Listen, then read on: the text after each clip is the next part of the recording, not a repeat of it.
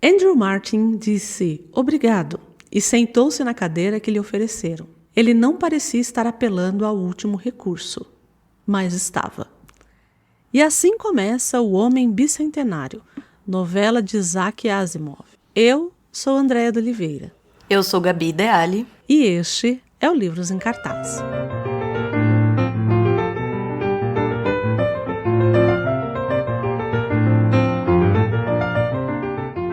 Olha, esse... O véi voltou! O véi voltou!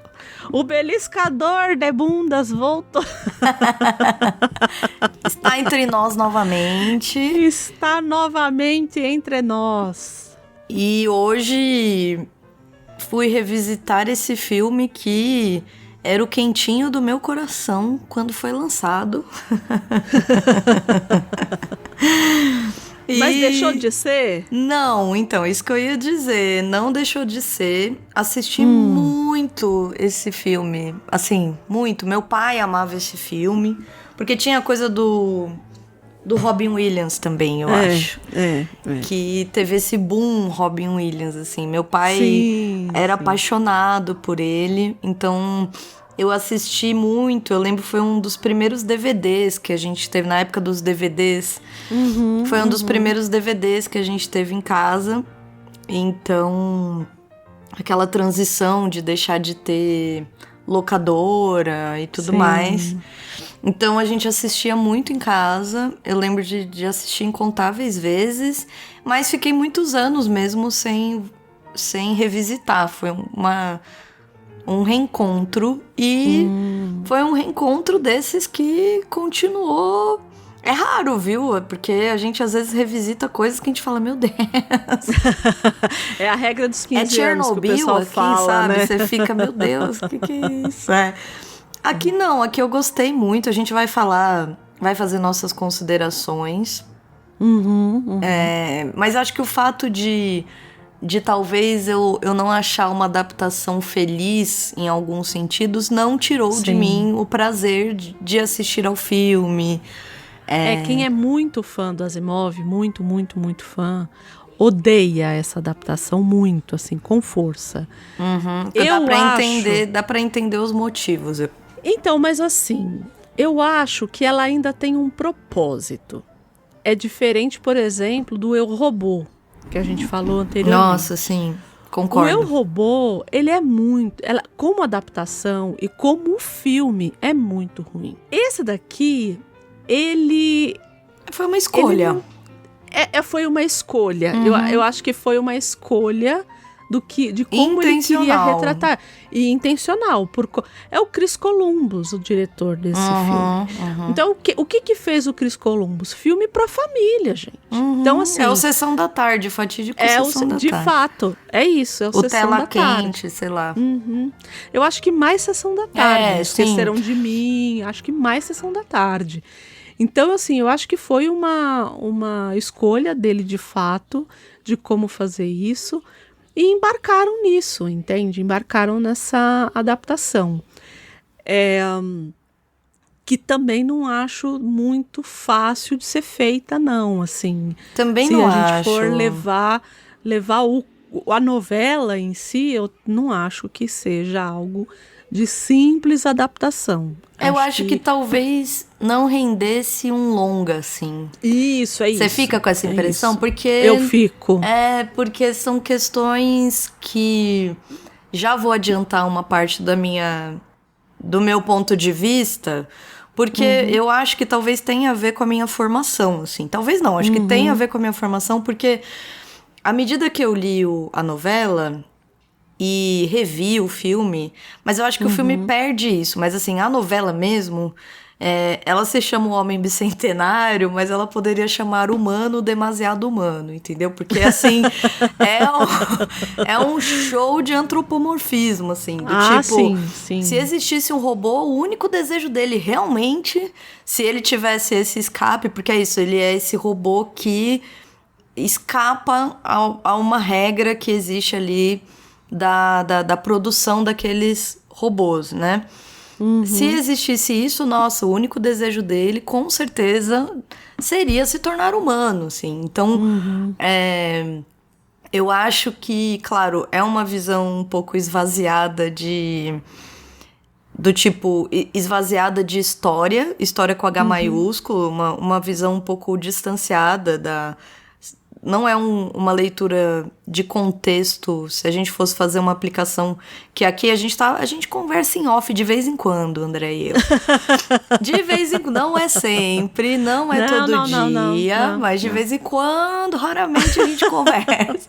E a André estava me fazendo uma análise muito interessante, que eu acho que é isso aí, mas assim, eu acho que do ponto de vista da filosofia, digamos assim, muito amplamente, muito sucintamente, superficialmente talvez, eu acho que tem um excesso aí de tipo, que a gente já falou em outros programas, que é a visão humana mesmo, assim, do tipo, a gente não tá falando da máquina, é óbvio que aqui o intermédio é de um androide, né, de um robô e tudo mais. Mas poderia ser, sei lá, entendeu? Poderia ser a relação com um gato, um cachorro, entendeu?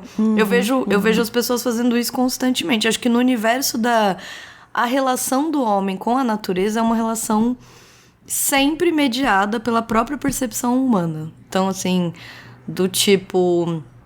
É isso, sei lá, então se existisse um robô, com certeza, a partir do momento que ele saísse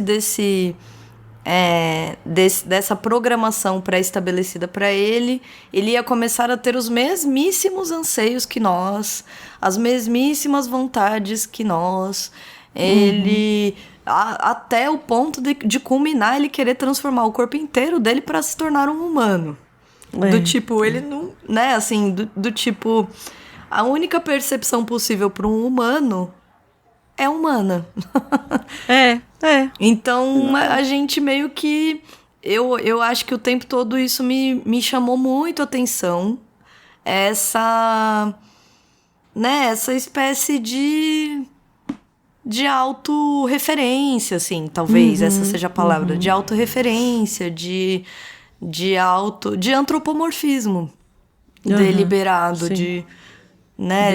Ele vai seguindo uma escala, então primeiro ele começa a fazer os objetos de arte, depois ele abre uma conta, depois... E é engraçado que vem pela via financeira, ao primeiro. Mas assim, tipo, ele abre uma conta, aí ele começa essas questões existenciais, do tipo, eu quero ser livre... Aí ele começa a mudar o próprio corpo. Aí ele luta por um primeiro momento ele poder fazer alguma coisa. Ele escreve um livro. Então, você vai subindo de nível, de complexidade desse desejo, que em última análise é o desejo de não ser ele mesmo. Isso. É como se um gato quisesse ser um humano, entendeu? Como se uma planta quisesse... Sei lá, como se qualquer objeto não humano... Em última análise, quisesse ser humano. Porque o humano é ser o suprassumo da existência, entendeu? Todas as outras existências são, assim, menores. É que eu também acho que rola a coisa do criador e criatura. Né? De se espelhar naquele que o criou. Né? Que é a coisa do Frankenstein também. Também, né? Também. Mas aqui ela é mediada pelas 3 leis da robótica. Isso. Né? Que daí... O Asimov... porque aí a gente aqui não vai ter o complexo de Frankenstein, que é aquele complexo do martelo que você constrói o martelo e o martelo vai dar martelada na sua cabeça. Ele parte do pressuposto que se eu crio algo, eu vou criar... gatilhos de segurança. Ele não, coitado, ele não chegou nas redes sociais, né? Pois é. Faltou esse momento pro Asimov, porque realmente isso é uma outra complexidade, né? Aqui. Tanto que isso fica datado. O filme é datado, a obra é datada também, assim, porque tem isso, tem essa... Óbvio, né, gente, também... Poxa, não dá pra ser tão visionário assim. Não, ele viu muita coisa, assim. Né? Exato. Ele chegou a descrever a internet, do tipo, pessoas vão trabalhar de onde puder. Ele chegou a falar isso, assim, né? Mas acho que pra tudo tem um limite nessa vida. Então, não, acho que não... A coisa da rede social, principalmente, eu acho, e agora a inteligência artificial, eu acho que a gente não parou e olhou para isso com o critério que deveria ter sido olhado e pensado, né? Foi acontecendo, né? Então, a inteligência artificial menos, mas as redes sociais, elas foram acontecendo, assim, né? Eu vou dar um exemplo muito que acho que todo mundo vai entender. Existiam uns fóruns antigamente, né? Eu trabalhei durante muito tempo em um fórum que poderia ser parzinho com aqueles chans, né? Então eu trabalhava numa empresa que era detentora desse fórum e tinha uma moderação automática, mas tinham coisas que passavam na moderação automática, então eu fazia uma segunda moderação para ver o que entrava, né? Nossa. E aí, assim, eu vi de tudo nessa vida, assim, Tipo Deep Web, assim. Tipo isso. Uhum. Tanto que eu falava pro meu chefe, eu falava assim, eu acho que eu tenho que ganhar por insalubridade. E isso não foi uma e não foi duas, foram 2 vezes que eu falei isso. Então, assim, de coisa com animal, de coisa... Assim, vocês não têm ideia, assim, tipo... E aí... E numa época que eu acho... Desculpa te interromper. Eu acho que numa época que isso ainda não tinha dimensão... As pessoas ainda não tinham a dimensão que elas têm hoje. Porque hoje é mais... Ela é mais... Mas eu acho que as pessoas ainda não têm a dimensão hoje. Não tem, mas assim, por exemplo, essas coisas que você citou agora aqui, por exemplo, muito superficialmente, mas assim, sim. Eu já ouvi isso em podcast, eu já vi documentários sobre, então assim, existe um pouco de percepção do tipo, se a gente abrir esse buraco, é isso aí que a gente vai achar. Isso. Que eu acho que, né, nesse período, que é uma fase que é quando a gente se conhece, não é não? Isso, é nesse período. Então, é um período... Então, muita coisa que eu vou falar aqui é desse período, que foi um período muito ruim na minha vida. Porque eu lidava com umas coisas que eu não precisava lidar. Uhum. E com muita coisa misturada, né? Então... e aí o que eu ia falar, só para fechar esse assunto, e aí a gente vai para outra coisa, naquele período a gente tinha um disclaimer no site que era assim, que tudo que a pessoa postasse era única e exclusivamente responsabilidade dela. Então a plataforma, ela não tinha responsabilidade, era uma briga. Foi uma briga durante muito tempo. A área de comentários, teve site fechando a área de comentários na época, porque ninguém sabia quem era o responsável, se era quem postava aquilo ali ou a plataforma que deixava aquilo ali livre. Apesar de hoje ter um debate mais acirrado, ainda mas eu acho, naquela época... Isso, era tudo não mato, existia, não? Mas não é nem isso. Naquela época, a pessoa só postava. Uhum. Hoje, o que a pessoa posta, ele é... A ferramenta, ela faz com que chegue em outras pessoas. É a ferramenta que faz isso. Antigamente, para você chegar naquela postagem, você tinha que procurar. Exato. Ou você procurava, você fazia a busca e você achava. Hoje não. Hoje te apresentam a ferramenta, ela faz isso.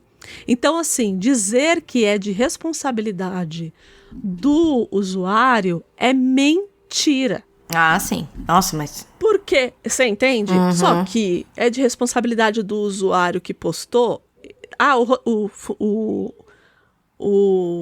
Ele não tem que ser responsabilizado, ele tem. Porque se o cara vai lá e faz um post de ódio racista, ele tem que ser punido. Mas a plataforma também tem que ser. Sim, uma vez que ela está distribuindo, e isso é é por parte do algoritmo. Que o ela algoritmo desenvolveu. que está... Exato. Então, chegamos ao ponto. E aí, como que a gente chega nisso? Entende? Do tipo... e aí é muito louco quando você compara isso com o Asimov, porque o Asimov falava assim, não, a gente não vai criar algo que vai nos destruir. A rede social, ela acabou com a possibilidade de discussão das pessoas. Ela acabou. A gente não tem mais a possibilidade de discutir com pessoas que pensam diferente de nós. Exato. Não, e assim... Eu tava acompanhando, acho que foi esse ano mesmo que começou aquele julgamento que o Zuckerberg teve que testemunhar. Sim, que uma adolescente... sim. Começou com o caso de uma adolescente que processou a Meta Isso. por ter influência e ter piorado alguns transtornos psíquicos que ela tinha, alguma coisa assim, né? Um pouco mais amplo, no sentido de imagine uma geração que está sendo criada com essa... Porque é isso, além... isso. Acho que você fez uma boa transição aí, porque é muito diferente você ter que procurar alguma coisa... Isso. De você abrir o seu celular e tudo estar ali... sendo jogado na sua cara. Exato. É isso. E a partir do que você olha mais tempo, a partir do que... Você vai treinando aquilo para que eles te entreguem cada vez mais o que você quer. Independente do que seja. Pode ser, no meu caso, no TikTok, pode ser coisas de crochê. Como pode ser coisas muito ruins. Né? Assim, a depender... de como você treinou o seu algoritmo. Então, eu acho que essa coisa do complexo de Frankenstein, eu entendo que as pessoas têm. Muito, assim. Porque a gente passou por isso. E, de fato, o Asimov não previu a rede social. Porque a rede social, diferente dos robôs, né? Enfim, depois a gente tem essa discussão, mas... A rede social em si, ela trabalha com emoções. E quando você trabalha com algoritmo, você trabalha com 0 e 1. Então, você não vai trabalhar com... eu tô chateada. Não, você vai trabalhar ou eu estou na ira ou eu estou amando. Então, eu tenho extremos. Os dois polos. São os extremos. Eu vou trabalhar com os extremos. O que tá ali no meio, que é sempre a brincadeira que eu faço.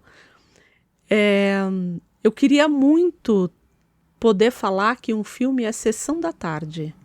Como a gente está falando aqui desse. Porque hoje em dia não existe mais filme sessão da tarde.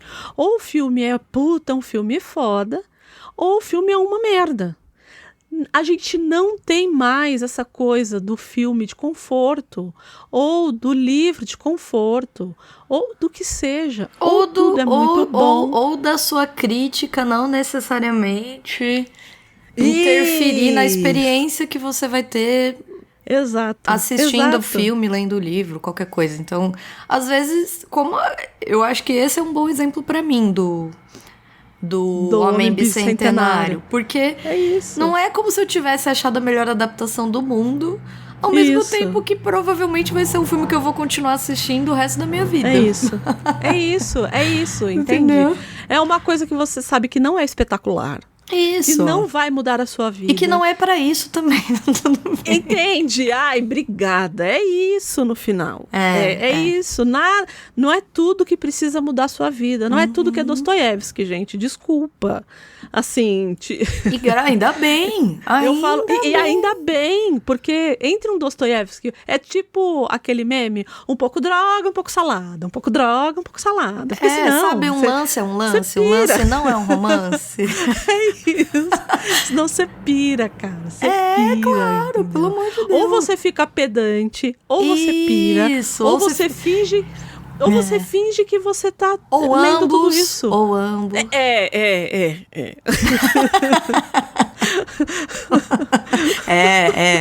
Olha, eu lembrei de medo, gente. Pois então. Pois é. Alguns em comum aqui, provavelmente. Então, Pois é. eu lembrei de uma que eu falei, olha... Essa aí, ó. Até acho que Essa sei. daí. Até acho que sei. Ah, com certeza você sabe. E se sabe, eu tô certo. Tá certo. Eu atesto. Então é isso, assim, eu acho que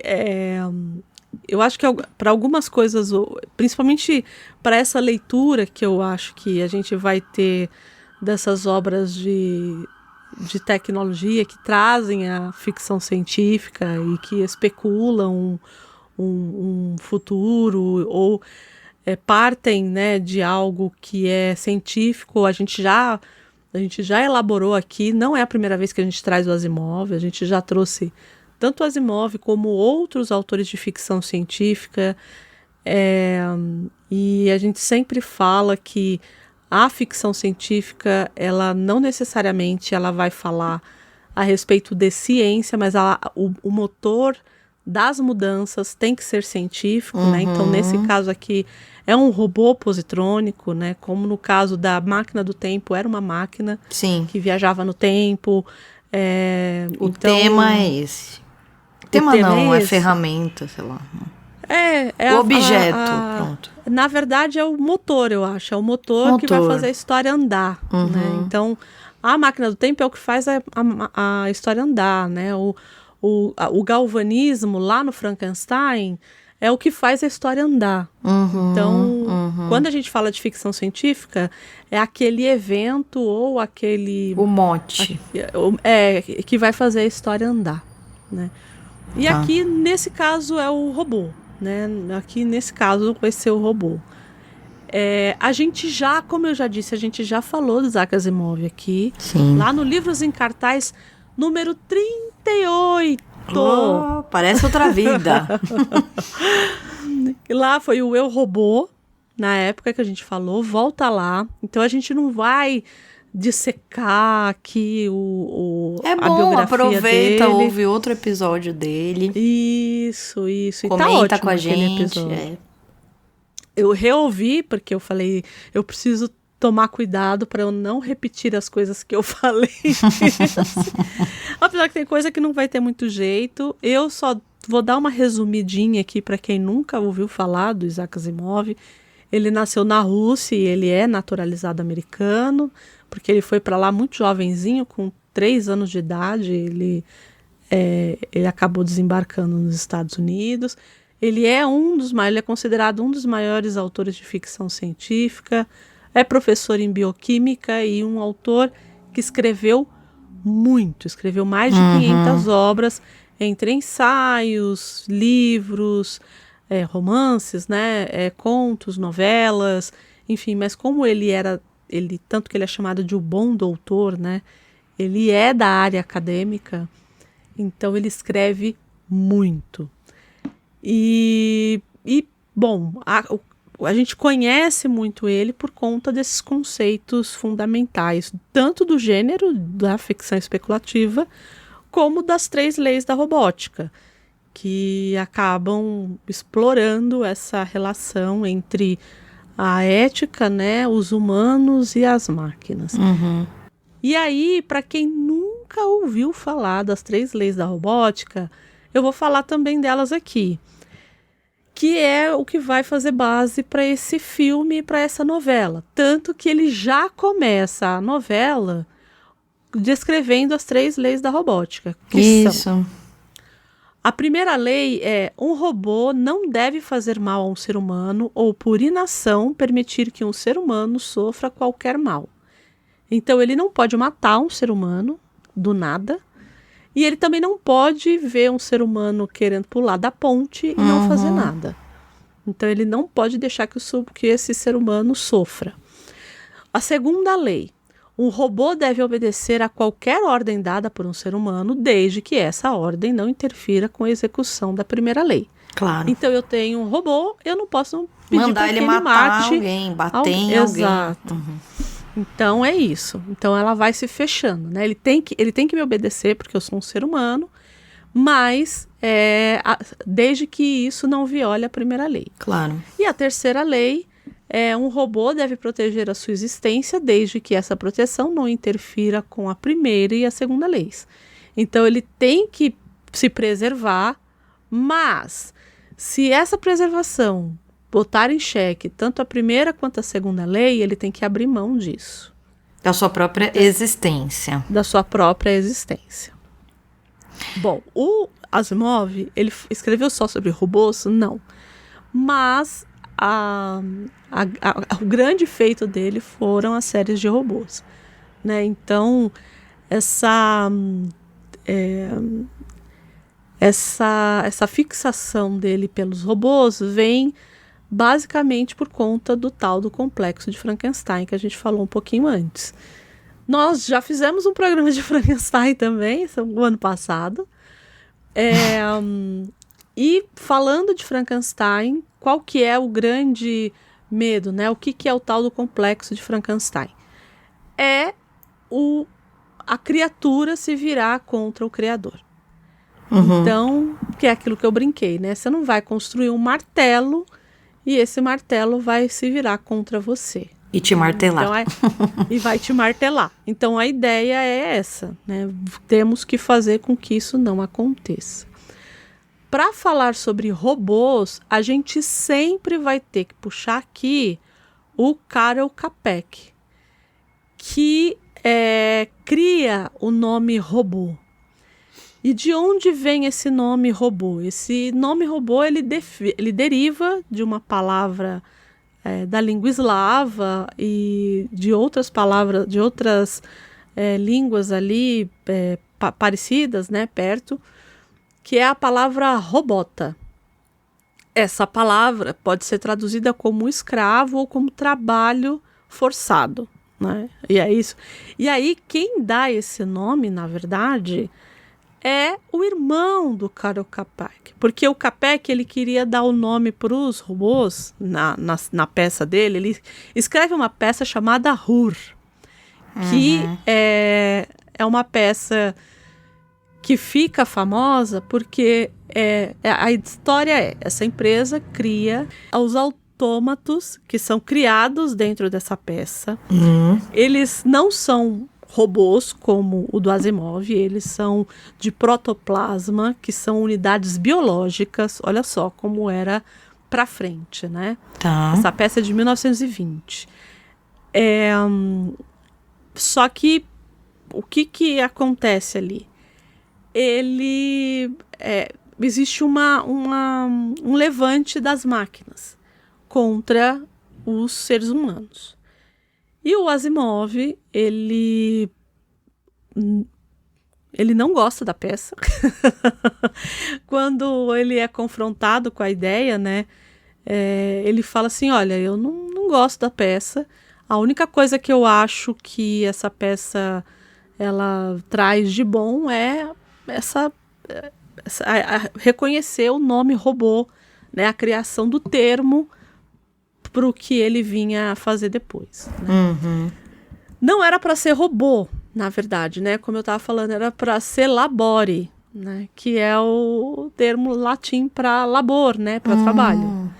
E aí o irmão do Čapek, o Joseph Čapek, foi lá e falou, não, dá o nome de robota, que é sobre trabalho forçado. Eles não estão trabalhando ali porque eles querem. E que é uma palavra também utilizada para escravizado. Tá. E por que eu estou falando de todas essas coisas? Porque o Asimov, ele traz essa ideia desses robôs piscantes, caixas de metal e tudo mais. Sim. Que não tinha muito, né? A gente vai ter outros robôs em lendas, por exemplo. Tem o Golem, né, do judaico-cristão, né? Tem o Talos, né? De Éfeso. Mas o Asimov acaba trazendo essa máquina né, com cérebros positrônicos. Né, a gente falou um pouco também do cérebro positrônico nesse programa, que os positrons, na verdade, que dão nome ao cérebro dos robôs do Asimov, são partículas que têm a mesma massa de elétrons, mas uma carga positiva. Então, o elétron Os pósitrons, né? Os pósitrons, Ela foi descoberta em 1934 e pela Irene Curie, que era a filha da Marie Curie. Olha só. Pois é. Uma coincidência só. Só. E ele achou muito bonitinho o nome positrônico, né? Sonoro, sei lá. E ele falou positivo. E aí ele falou que os cérebros seriam isso. E o cérebro de um robô, no Asimov, esse cérebro positrônico, ele era uma esfera de vidro que possuía uma massa esponjosa de platina e irídio. O que isso quer dizer, não sabemos. Não sabemos. Mas não façam isso. Perguntas difíceis. E como que ele funcionava? Ele funcionava simulando as habilidades cognitivas dos seres humanos, né? Então, que é essa ideia de você... E o Asimov é isso, como o Gabi falou um pouquinho antes. Tudo que ele vai fazer no robô, por exemplo, o robô, lá no Eu, Robô tinha isso. O robô não falava porque ele não tinha cordas vocais e diafragma. Mete uma JBL no peito desse robô. Mas ele não tinha essa noção, porque ele estava querendo que os robôs tivessem o equivalente aos aparelhos e aos sistemas humanos. Então ele vai pensar no diafragma para o robô falar, ele vai pensar no cérebro positrônico, né? Enfim. Então, eu acho que que é aí que a gente vê até onde a imaginação pode ir. Porque, imagina, hoje eu acho que a gente está muito mais próximo do HAL do 2001, o Odisseia no Espaço. Sim. E não na maldade, veja bem, eu tô falando da forma do robô. Sim. Né, assim, que você não é um robô disforme, ele não é um humanoide, ele não é um androide, né, ele não tem forma de andros, né, ele não é ele não tem um formato humano, mas ele é uma inteligência. Então, ali no Asimov, a gente ainda não vê isso. Assim, a gente vê tem isso em um dos contos lá do Eu, Robô, que é tipo uma consciência meio em colmeia e tal, mas parte de um outro lugar. Não é um indivíduo, entre aspas, né? É um humanoide, como você colocou. Não é um humanoide. Né? E aí, eu acho que a gente pode, depois de fazer todo esse preâmbulo... Importante. Eu acho que a gente pode partir para o homem bicentenário. O que você acha? Acho ótimo, porque estou aqui esperando para... Fiquei pensando enquanto você trazia todas essas especificidades, eu fiquei um pouco pensando que aqui... Eu não tenho muito a memória disso, de ser igual no Eu, Robô. Acho que aqui tem um pouco uma visão... Acho que talvez contando a história, a gente chegue lá, né? Mas assim, tem algumas coisas que me vieram à cabeça, do tipo, qual é essa inteligência que ele tá enxergando aqui, assim, né? Vamos lá.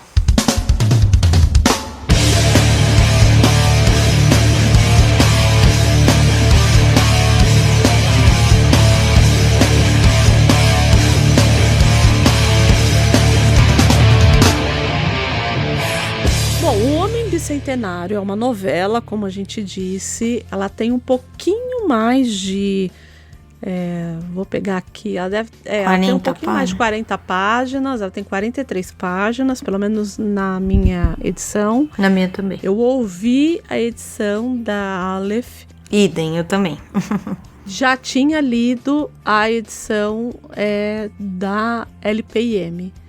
E confesso que preferi a edição da Aleph, por motivos que depois eu vou falar um pouco mais. A tradutora, eu esqueci de pegar o nome da tradutora, eu sei que é uma tradutora porque eu já tenho alguns livros da Aleph, eu já conhece o nome dela. Uhum. Eu já tinha visto em outras coisas, mas preferi muito a tradução dela por alguns motivos específicos que depois eu vou falar, referentes à história, porque eu acho que muda.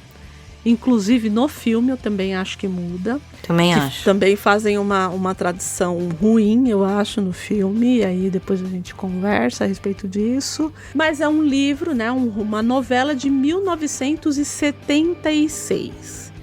Então, eu já acho bastante impressionante. O Eu, Robô, ele é da década de 60. O Homem Bicentenário, ele já é mais pra cá, né? Então a gente vê uma diferença na narrativa do Asimov e você vê uma diferença porque antes ele ficava muito na coisa do formulário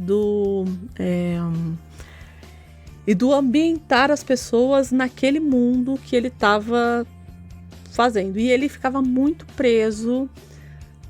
Não que aqui ele não fique, mas no Eu, Robô, eu entendi que ele ficava muito mais preso às leis porque ele queria extrapolar o tempo inteiro o uso das leis. Ele queria fazer com que a gente entendesse o que era o robô no mundo do Isaac Asimov.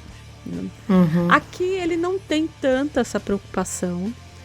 E eu acho enquanto lá a gente tinha muita ação no sentido de encadeamento de enredo, né? A gente tinha muita coisa acontecendo.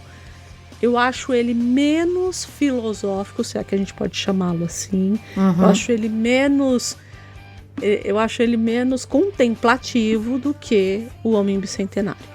O Homem Bicentenário eu acho que é um tipo de leitura que você vai fazer e você vai ficar pensando um pouquinho depois. Né? Eu acho que ele tem uns elementos, não sei explicar, até ensaísticos, assim. Sim, mas isso a gente também falou lá no outro episódio.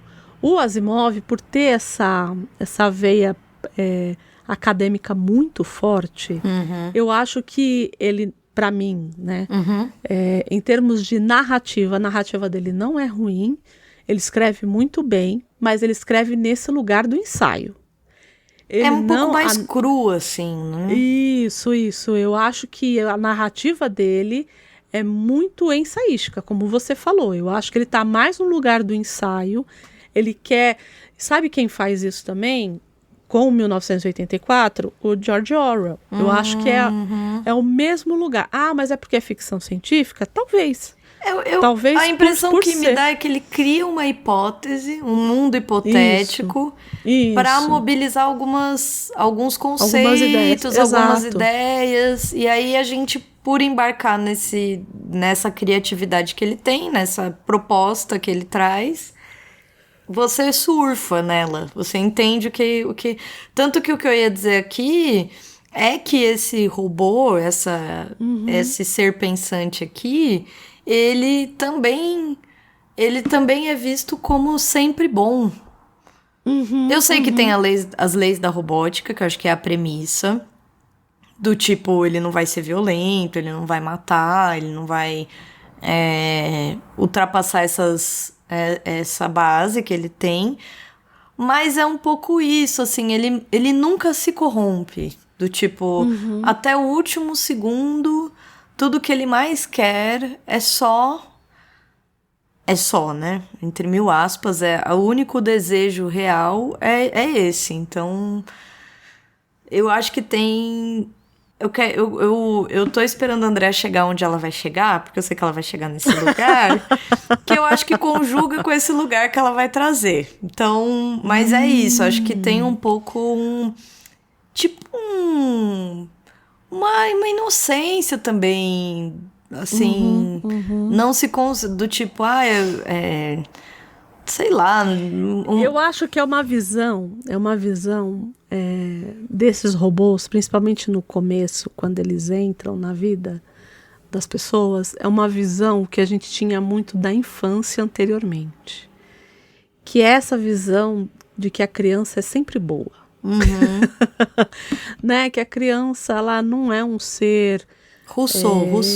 O ser humano Rousseau, nasce bom, a sociedade o corrompe. Isso, é isso. Eu acho que sim.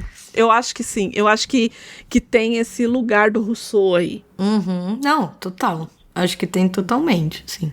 Entende? Eu acho que sim. Eu acho que é essa coisa de não ter tido contato e não ter sido corrompido. Que contribui que muito, que é uma visão que eu acho que é muito limitada quando a gente aplica alguém ao estrangeiro, ao exótico. Você exotiza muito a depender de onde, do que você aplica esse tipo de... esse tipo de pensamento foi usado para justificar muitas atrocidades, eu acho. Sei lá, sim, né? Na sim. nossa história. Então, aplicado aos povos originários. Sim. Então, enfim. Tem as suas nuances, eu acho. Mas que aqui eu acho que é absolutamente isso, assim. Tanto no filme quanto no livro.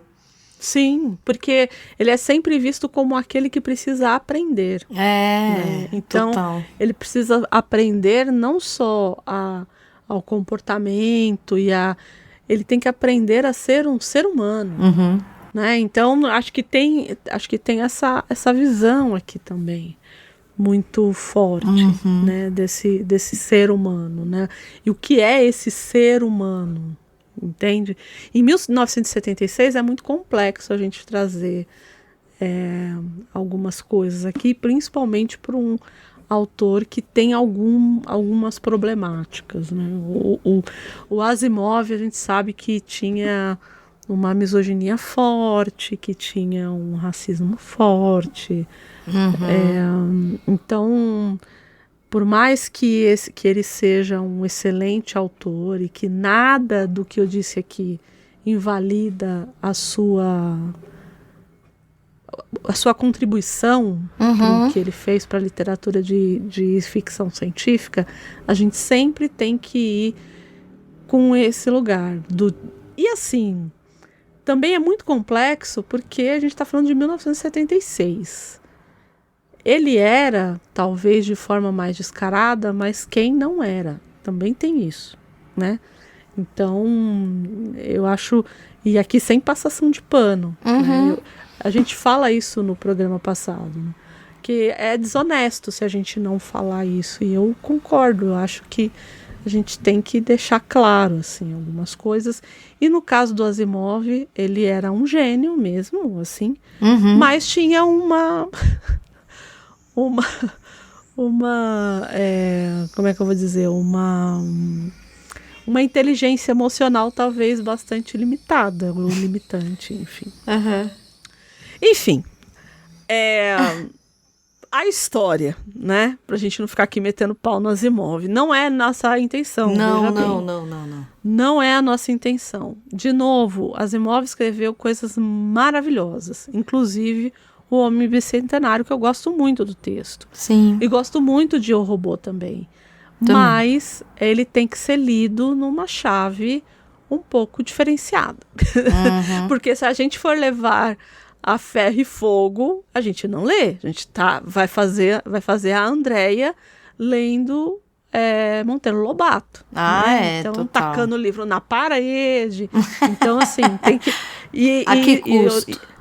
E assim, eu não estou exagerando. Sim, tudo bem? Sim. Assim, a Andréia tacou o livro na parede. E isso é real, oficial. É verdade esse bilhete. É verdade esse bilhete, lendo Monteiro Lobato. Mas vamos lá. Pra gente resumir a história da novela, o que acontece? Tem um robô. Esse robô, ele é um robô doméstico que é adquirido por uma família. E ao longo desses 2 séculos, né, ele é um homem bicentenário, né? E ele não é um homem, ele vai se tornar um homem bicentenário. Mas durante 2 séculos ele se desenvolve e ele quer ter características cada vez mais humanas. Isso. Então, no caso dele, parte da criatividade, das emoções e o desejo de autonomia. A jornada dele é toda marcada pelo reconhecimento, por ser reconhecido como um ser humano, mesmo que isso implique em abrir mão da sua imortalidade. Gente. Que vai acontecer aqui nessa história. Então, só para a gente entender, esse robô, que normalmente não se tinham nomes, eles tinham os nomes das fábricas, né? Eles tinham o nome do fabricante. É a mesma coisa de você comprar Década de 80, tinha um robô chamado Robô Arthur. Eu acho que você não chegou a ver, que era um robô marrom, de brinquedo. Não, acho que não. Nossa, mas todas as crianças queriam ter esse robô. Tinha uns que eram marrons, tinha outros que eram cinzas e tal. Só que todos eram Arthur. Tá. Esse daqui também, ele vem com o nome de fábrica. Mas quando ele chega na família, a criança menor, então a família tem um pai, uma mãe e duas crianças. Uma menina maiorzinha e uma menor, menina mais nova. mais nova. E aí, o que acontece? A menina menorzinha, ela não consegue falar o nome. E aí ela dá o nome de Andrew para o robô. E aí todo mundo se convence de que vai chamá-lo de Andrew. Que é muito curioso darem o nome de Andrew para um robô. Pois é. Né? Por quê? Bom. Por que Andreia? Conte para nós. Por que Andreia, né? Porque Andrew, né, em grego, bom, primeiro, Andrew vem, se a gente fosse traduzir, seria André. Isso. Em português, né? Seria André. Que vem de Andreas, né? Do Andreas, né? Que, enfim. Que, na verdade, vem do grego andros, que significa homem. Então, já é curioso que deem o nome de Andrew para o robô. Premonitório. Então, quer dizer, eu acho que é aquela linha do nome que você carrega, é o destino que você tem. É, premonitório, totalmente. Né? É isso, eu acho que tem muito disso, dessa, enfim, de marcar esse, entre muitas aspas, esse destino do robô. Sim. Vamos falar assim. Então, eu acho determinado que já. Determinístico, é isso. Era essa palavra que eu estava procurando, é isso mesmo. Então tá. Então o robô chega na casa e ele se apega à menina menor, que ele chama de pequena senhorita, e aqui eu quero fazer uma pausa. No filme, assim como na tradução da LPM, eles usam menininha, mas não é a mesma coisa que pequena senhorita. Aí eu fui olhar como que eles estavam isso que eu tô falando, menininha, no dublado, né, que a gente está acostumado a ver. E aí eu fui ver o legendado e aí é Little Miss, né, alguma coisa assim. Que é pequena senhorita. Que é pequena senhorita. E eu acho que o sentido, a semântica disso, ela é atrapalhada se a gente for levar para esse menininha. Por quê? A leitura que eu fiz dessa história específica, falando a respeito dos nomes principalmente, quando a gente vai olhar, conforme ele vai ganhando espaço, conforme o robô vai ganhando espaço, tanto na sociedade quanto na casa, ele vai ganhando nomes. E vai mudando a forma de tratamento desses que até então eram senhores e depois viram família. Mas a gente vai caminhar um pouquinho com a história e aí eu vou explicar por quê. Mas guardem essa informação do menininha e do pequena senhorita. Ela virá aí novamente. Ela virá novamente. Pois bem, então ele chega na casa, começa a fazer lá as pequenas coisas. E aí ele vê que a menina gosta de cavalos, gosta de mamíferos, gosta de bichinhos e tal. E ele entalha na madeira um cavalo para a menininha. Para a pequena senhorita. Para a pequena Ele chama senhorita. de sim, Isso. pequena senhorita. E a partir daí, ele começa, a pequena senhorita mostra pro pai, e o pai olha e fala: foi você que fez? Como que você fez? E aí ele fala: eu fiz porque eu queria dar e fiz, fiz e... mas como que você fez? Estudei, enfim. O que já é isso. diferente do filme. Que já é diferente do filme, porque no filme tem a ligação, ele quebra um cavalo de vidro da menina, e a menina é apaixonada por aquele cavalo de vidro. E a menina fica chateada com ele, que ele quebrou, não quero mais falar com você nunca mais. E ele vai lá e faz um pra ela entalhado em madeira. Ele tem então, a ideia de dar de presente um igual de madeira. Isso. O que já é diferente, porque a vontade dele de entalhar esses bichinhos de madeira que ele tem, na novela, não é dele. Ele vai lá e faz. É a história da criatividade. Isso, ele vai lá, isso. É algo que parte dele. Aqui não. Aqui parte porque da ele relação, isso. Ele magoou a pequena senhorita e ele quer retribuir, assim, pedir desculpas, se desculpar. É isso. E assim, aqui eu achei muito interessante o quanto o filme também, querendo ou não, fica datado. Porque o que acontece? Ele decide que ele tem uma ideia de que ele vai fazer, porque ele vê ali na praia mesmo, ele já vê um pedaço de madeira. E aí ele chega em casa e ele lê um livro. Isso. E assim... Ele lê um livro de marcenaria. Exato. Né? Hoje em dia, gente, tudo em PDF, assim, seria Não, hoje Matrix, pluga esta merda. Exato. Põe um USB aí na minha nuca. Resolve, entendeu? Ele nem ia precisar. Eu achei tão bonitinho no filme, porque é isso, ele chega, ele fica virando as páginas do livro rapidinho, assim, como...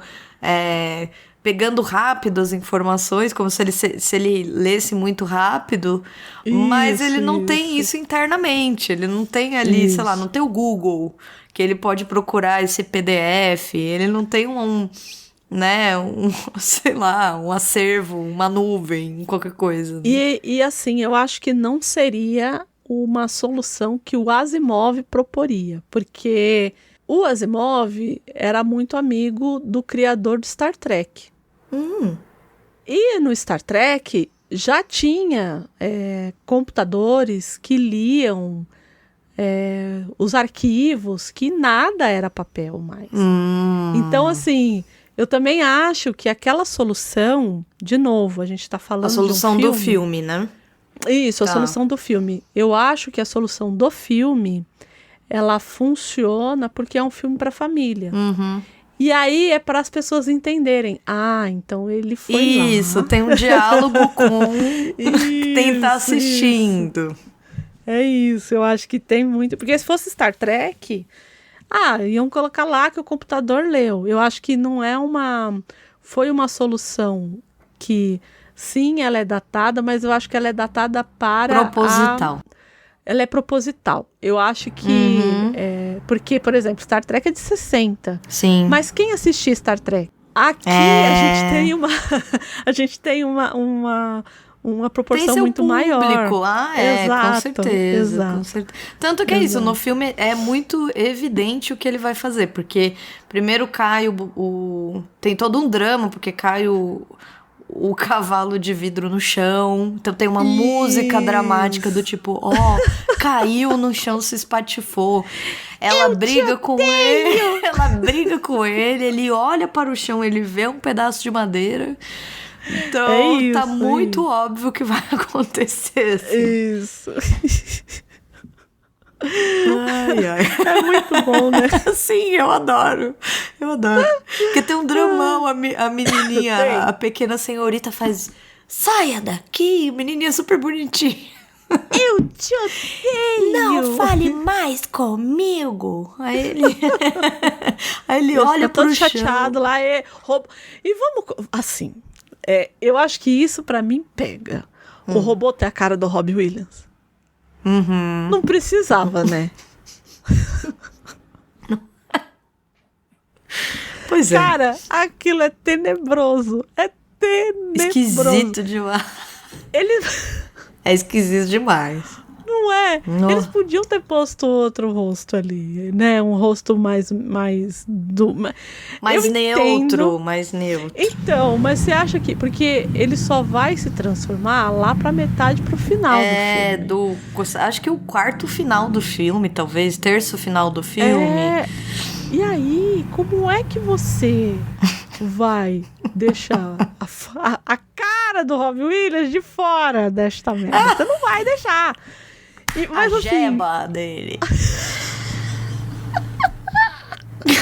é muito ruim, cara. É muito ruim. Aquele rosto é muito ruim. Senhor Jesus Cristo, é muito ruim. Tudo. Nossa Senhora, é muito ruim. Não, muito e assim, outra coisa datada, que é isso, não tem como prever. Do tipo, ele... Porque vai acontecendo o que o André está falando. E ele vai se transformando ao longo do filme. Só que as coisas são muito lentas. Assim, por exemplo, hoje em dia, a pessoa tem um celular, daqui uns 5 anos, já era esse celular, gente, entendeu? Dependendo do tipo do celular, do não sei o quê, você tem uma provocação das empresas a que as pessoas comprem sempre a nova versão. Obsolescência programada. Isso. Aqui não. Aqui, assim, 15 anos depois. Aí ele está lá. Isso. Ele é o mesmo robô. Aí eu fico tipo, gente, isso nunca aconteceria. Ia ter que trocar o coitado inteiro. Em 2 anos já ia ter outro layout, já ia ser isso. outro... Mas eu acho que é muito da época mesmo. Total, porque a gente total. ficava com uma televisão, sei lá... O filme é de 99, 20 anos. gente. Então, a gente ficava com a televisão 20 anos. Século passado ainda.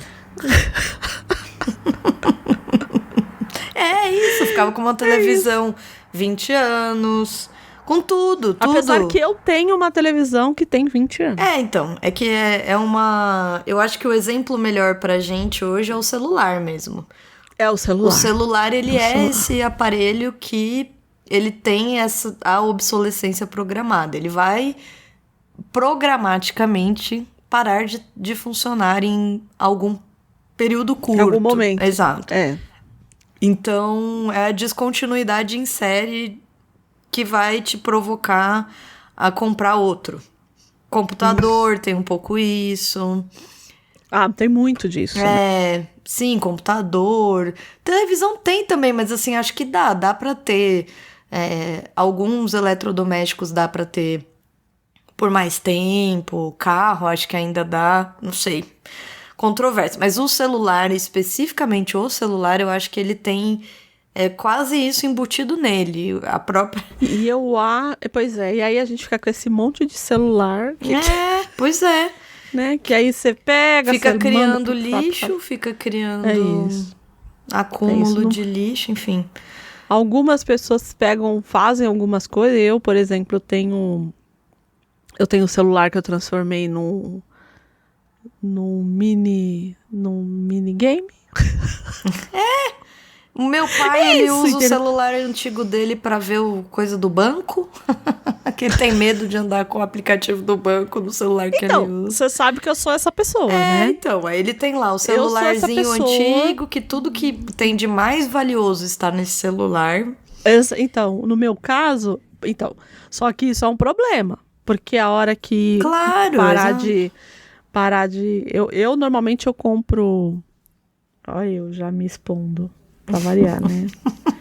Eu tenho tablet. Então, normalmente eu compro um tablet mais recente. Sim. E aí eu ponho tudo lá. Tudo que eu preciso eu ponho lá. Eu tenho uma conta, que é uma conta virtual, que eu coloco um dinheirinho lá, se precisar fazer um Pix, se precisar fazer alguma coisa. Mas o grosso mesmo, eu deixo em casa. E aí, André, porque você tem medo de... Também, mas é porque eu sou uma pessoa eu sou o tipo de pessoa que esquece celular no banco do Uber. Então, Essa é a Andréia. Eu prefiro me precaver, entendeu? É isso, para não ter dor de cabeça. Então, é um problema mais meu mesmo. Não é muito, não, é porque São Paulo é violenta. Não. Vai além, vai além disso. Mas no meu caso, eu já esqueci. E o que eu falei agora, eu sou a pessoa, sim, já aconteceu. E do motorista voltar para me entregar. Que bom! É nesse nível. Pois é. Que bom. Pois é, nesse nível. E aí eu falei, bom, eu peguei uma pessoa boa. Total. Agora imagina se eu pego uma pessoa ruim. Mal intencionado, exato. Então é isso, assim. Eu vou ficando precavida desse jeito, mas eu super entendo seu pai. Por motivos diferentes, é claro. Não, e aqui no filme é muito engraçado, que é isso assim, 30 anos depois. Aí tá ele, assim. E ele tá lá. Gente, imagina. Aí tem uns carros voadores e ele não, ele é o mesmo. Então, mas é curioso, porque na novela, porque o que acontece na novela? Essas coisas que ele vai fazendo com a criatividade, ele vai ganhando dinheiro. E ele deixa essa família muito bem. Porque essa família, ela não é como é a família do filme. Ela não é uma família que tem uma condição de vida que pode ter um robô. Isso. Aquele robô, ele é porque o pai da família tem o amigo do colega do vizinho. Isso. Que acaba falando assim, vamos deixar aí para teste. Você quer ser o testador beta aí? Isso. Entendeu? Então, assim... Não é... E aí, ele começa a fazer essas coisas em madeira, na novela, né, no texto, e ele começa a ganhar muito dinheiro, porque ele vai fazer guarda-roupa, ele vai fazer mesa, ele vai fazer... E ele vira chega um marceneiro. Como fala? Um artesão. Um artesão. É isso, ele vira um artesão. E a menina vira para ele e fala assim, então, pai... acho que a gente tem que ficar com... a gente tem que dar metade desse dinheiro pro robô. Isso. E aí ele fala assim, que é a primeira de várias vezes que eles vão na empresa. Isso. E aí o cara vira e fala assim, mas por que você quer trocar? Porque ele tá fazendo essas coisas aí? Ele, não, pra deixar do jeito que tá. Porque qual que é a desculpa? É que como ele é um robô antigo e que tem as 3 leis, tá tudo certinho, só que como ele não era muito assertivo, né, no sentido de ele não era aquele robô que era extremamente... Ele não tinha uma precisão muito grande. Quando ele ia fazer as conexões do cérebro positrônico, elas levavam para outros caminhos, como acontece com a gente. Exato. Então, a ideia aqui é que esse robô, ele veio com, entre aspas, um defeito. Isso, ele é um desvio, ele é um desvio. Isso. Ele tá impregnado, ele tá com as 3 leis, então quer dizer, ele não vai fazer nada que infringe essas 3 leis. Exato. Mas... ele tem outras expertises ali. Total. Por conta de pensar dessas conexões serem muito próximas ao que a gente faz com os nossos neurônios. Né? Essas conexões, essas relações, enfim. E aí o dono do robô vira, não, é o Richard, né? Ele fala, não, pode deixar ele com a gente, eu quero ele assim mesmo. Não mexe nele, não. Mas a gente quer abrir uma conta para ele. E ele fala assim, não, a gente já abriu, ele já chega lá com a conta aberta. Isso. E aí ele fala, vai ter algum problema? E, né, fala pro advogado. E o advogado fala assim, olha, só não faz alarde disso, né? Porque como ele colheu a assinatura dele sem levá-lo na agência bancária, Foi esperto. Tá? Se chegasse lá na agência, roubou, foi safa. E a partir dali ele começa a ganhar muito dinheiro, e então ele tem uma pequena... E aí vai para esse lado do... eu tenho metade do que eu ganho e o meu dono tem a outra metade. E esse robô deixa eles muito bem. Assim, ele ganha muito dinheiro para essas pessoas fazendo isso, e faz durante anos. Né? Trabalha muito, né? E, bom, as pessoas vão envelhecendo. Né? Né? No conto. Como na vida. O tempo passa. Como na vida. Ele não envelhece, mas as pessoas vão envelhecendo que estão ao redor dele. E ele vai meio que entendendo isso também, né? Do tipo, tá, e tem isso. Ele é, como ele é esse desvio, no conto ele vai ser sempre aquele que vai ser referenciado para que não seja feito igual.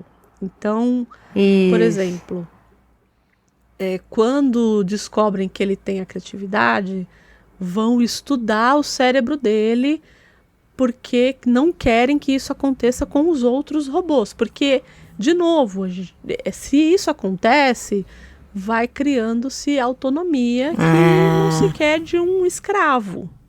Isso. Que é isso que acaba sendo os robôs e se aqui. lida com o medo, eu acho. Isso, também. Tem a ver com um pensamento que envolve... a partir dessa independência pode vir uma revolta. Isso mesmo. Que a gente pode levar para N coisas. Por exemplo... Não sei se vocês estão percebendo, né?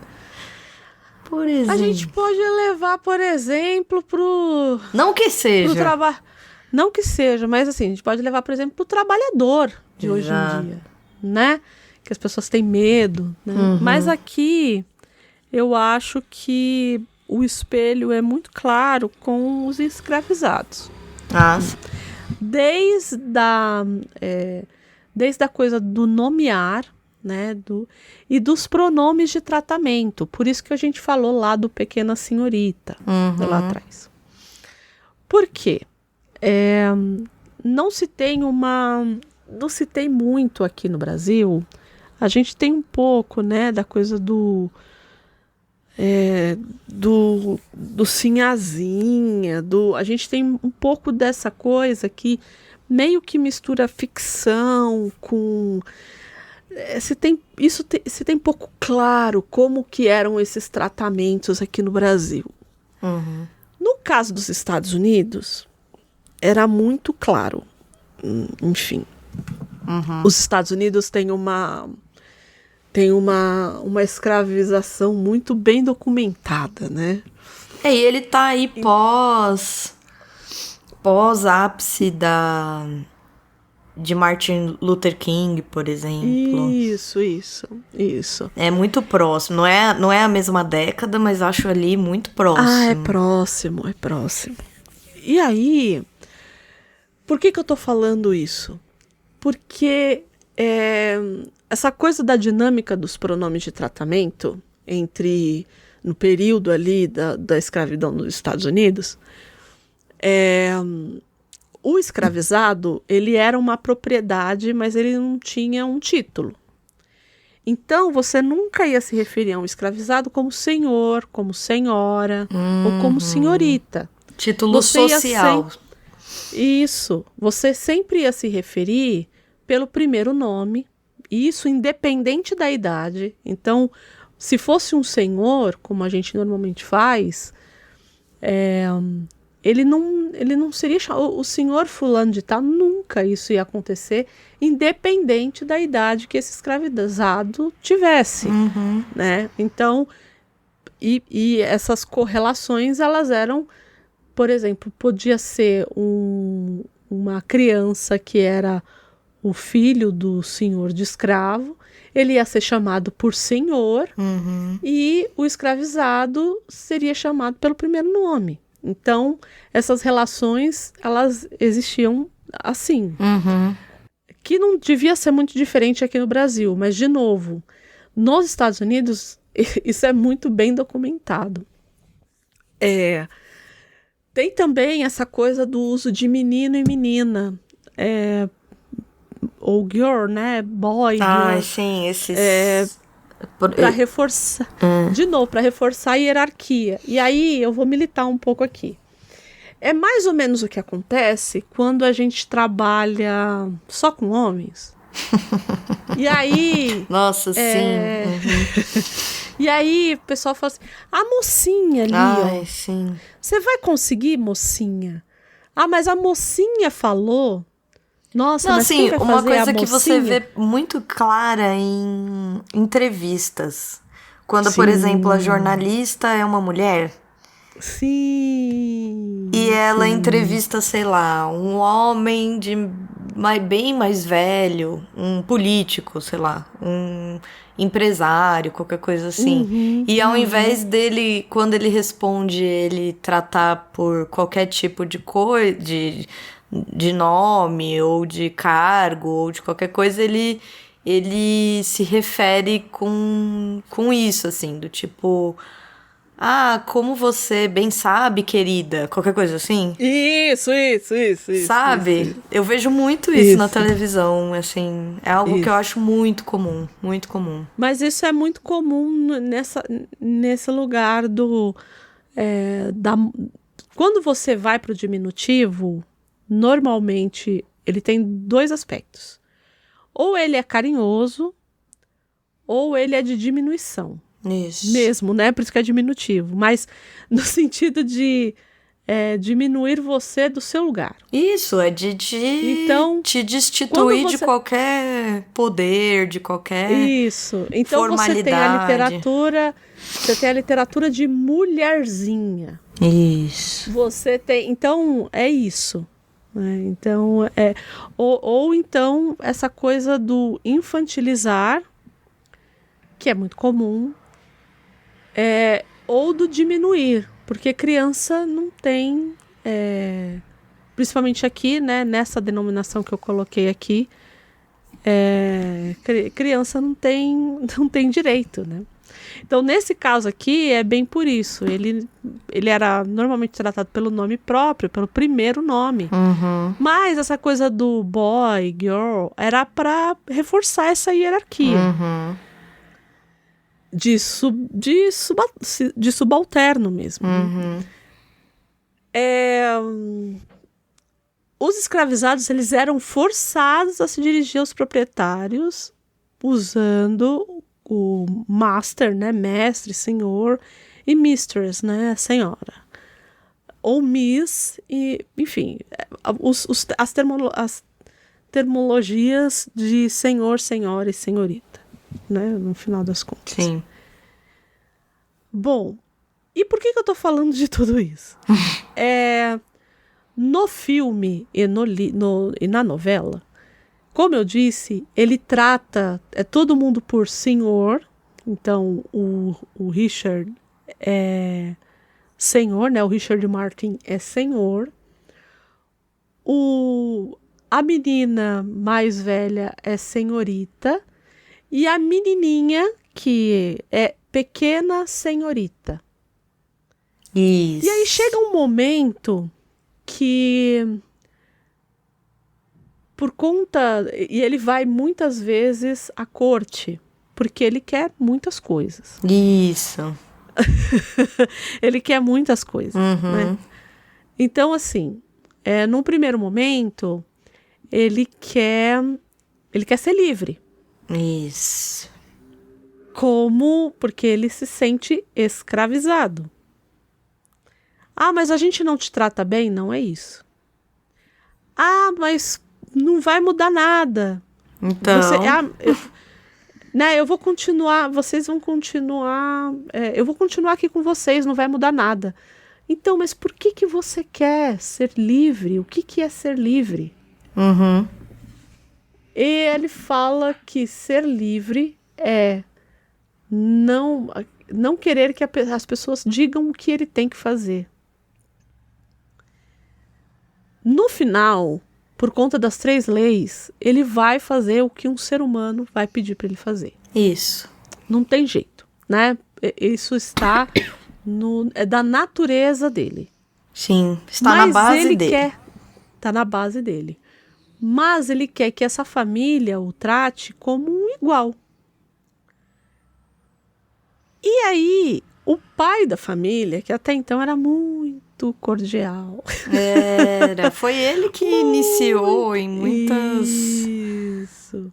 Estimulava. Ele fica emputecido. Possesso. Possesso, porque o que o Andrew faz? Exatamente como um escravizado faz. Ele trabalhou o tempo inteiro, ele pega todo o dinheiro dele e quer comprar a sua liberdade. Isso. Entrega para ele todo o dinheiro dele. Entrega todo o dinheiro dele. No filme também. No filme também. E ele vira e fala assim, tá. E ele acha um assinte, do tipo... Não, mas eu não quero o seu dinheiro e eu só vou... E, bom, eles vão para a corte e a corte aceita, né? E a justificativa eu acho muito boa, porque ele fala que ele tem o desejo de ser livre. E isso quer dizer muito mais, né, do que qualquer outra coisa. E ele fala, bom, se você quer o desejo de ser livre, não sou eu, né? O juiz fala para ele e acaba concedendo. E a partir desse momento, o Richard, o pai da família, ele vira e fala, bom, então você arruma seus panos de água raiz aí e toma teu rumo. Vá-se embora, né? E toma seu rumo, porque... E não se esqueça que eu ainda sou responsável por você, porque ele ainda tá sob a tutela. O que eles quiseram fazer aqui é que, assim, ele é meio pai desse robô. Isso, total. Ele tá sob a tutela desse robô. Isso. O robô tá sob a tutela dele. E ele, durante muitos anos, ele não vê mais o chefe da família, porque esse chefe da família fica emputecido. Ele só vai assim? ver o chefe da família quando o chefe já tá morrendo. Isso, que ele pede. Que é o famoso assim, 20 anos depois. Isso. Que ele fala assim, olha, eu quero... Ele quer te ver. E ele vai lá e fala assim, eu fui um idiota. E você tinha que ser livre mesmo e tudo mais, enfim. Então tem essa coisa primeiro é a coisa da liberdade, né? Que eu acho que conversa muito total. com essa coisa do escravizado e da alforria e, enfim, eu acho que sendo um país que também sofreu com a escravidão, acho que faz um paralelo bastante...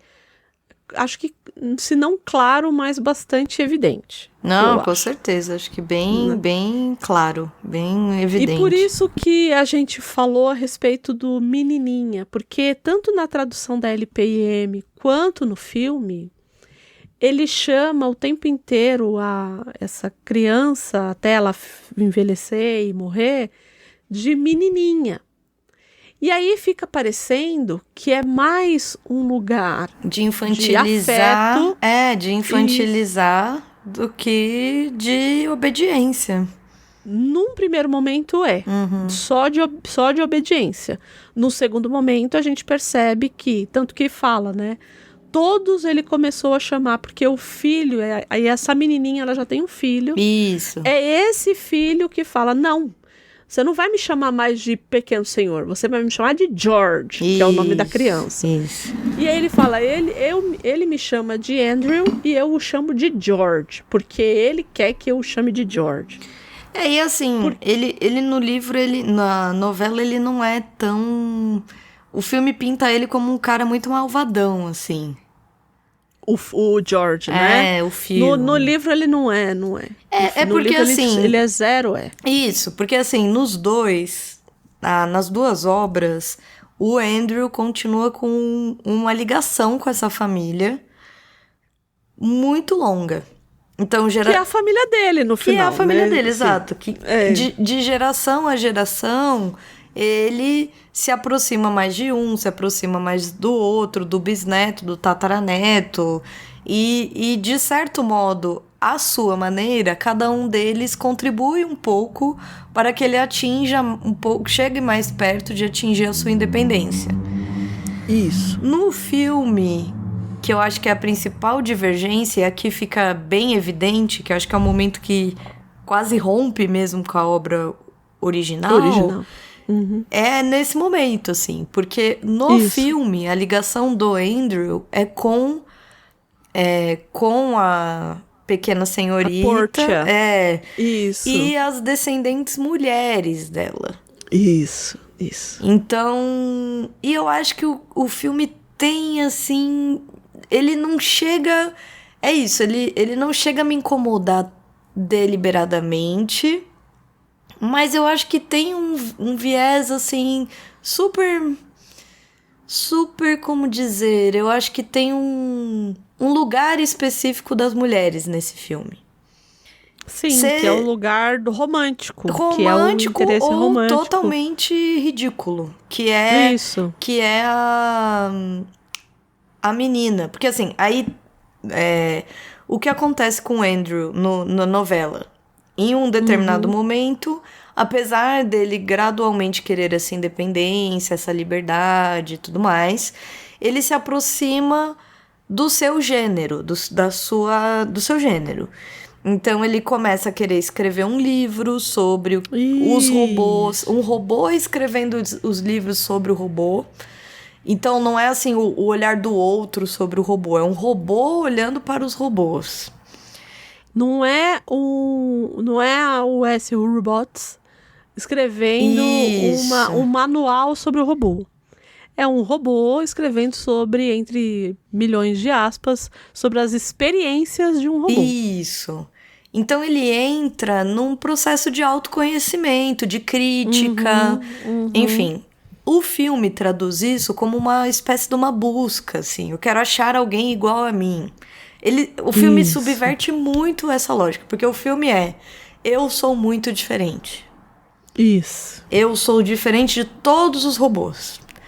Eu nunca vou encontrar, e ele não encontra alguém igual a ele. Engraçado, né? Que é assim, pra mim é lógica capitalista cuspida e escarrada. Assim, não tem o que tirar, não tem o que pôr. É tipo, o indivíduo. É porque é individualista. Isso, é o indivíduo. Eu sou totalmente diferente dos outros robôs. Isso. E talvez eu encontre alguém parecido comigo. Eu mudei meu mindset. Isso, é o coach total. Então, eu sou muito diferente, eu sou aqui diferenciado, eu vou atrás dos robôs que foram fabricados no mesmo ano que eu, pra ver se tem algum que também escapou dessa regra da empresa, da fabricação. Isso. E ele caminha, e 15 anos depois, ele não encontra nenhum robô igual a ele. Quando ele encontra, eu esqueci o nome dela, Crimeia, não? Que louca. Você tá falando no filme? Isso, como é que é o nome da robô? É a... Galateia, obrigada. Ele encontra a Galateia e tem esse primeiro momento de entusiasmo que ele encontra, e ela é muito animada, ela dança, ela tem uma personalidade, porque todos os outros que ele encontrou estão quebrados ou são muito mecanizados, muito rígidos, assim, não tem expressão e tudo mais. Mas você não achou estranho erotizarem? Claro, então Porque... é exatamente isso que eu tô falando. Porque ou a mulher dentro do filme, ou ela vai ser esse objeto de desejo, a única que desperta desde a primeira cena, porque ele derruba lá o cavalo dela, quebra o cavalo dela. Até o fim, ela é essa mulher que precisa ser amada, precisa ser desejada, muda a vida dele, não sei o quê. Ou ela é objeto de... como dizer? Eu acho que tem um erotismo, mas tem também eles ridicularizam Sim, sim. Porque daí primeiro ele se encanta, tem essa questão do erótica que a Andrea tá trazendo, porque ela dança, ela vai lá e pega uns negócios na feira, umas frutas e não sei o quê, e ela põe lá uma música, né, no corpo dela e dança e tal. E quando ele a acompanha, encontra esse lugar ali que é um mecânico, digamos assim, de robôs. Isso. Ele descobre que ela trabalha lá e que ele ativou o chip de personalidade dela. Por isso que ela é assim, não que ela seja efetivamente diferente. E aí, durante várias cenas, ela é motivo de... Ela é tipo um alívio cômico do filme. Só que assim, eu acho tão... É isso, eu não chego a desgostar, mas pra mim tem um lugar muito específico, assim, você sabe que tem aí uma caneta bem masculina Ah, sim. nessa direção aí, nesse roteiro e tudo mais. Então, tem também essa diferença entre os dois.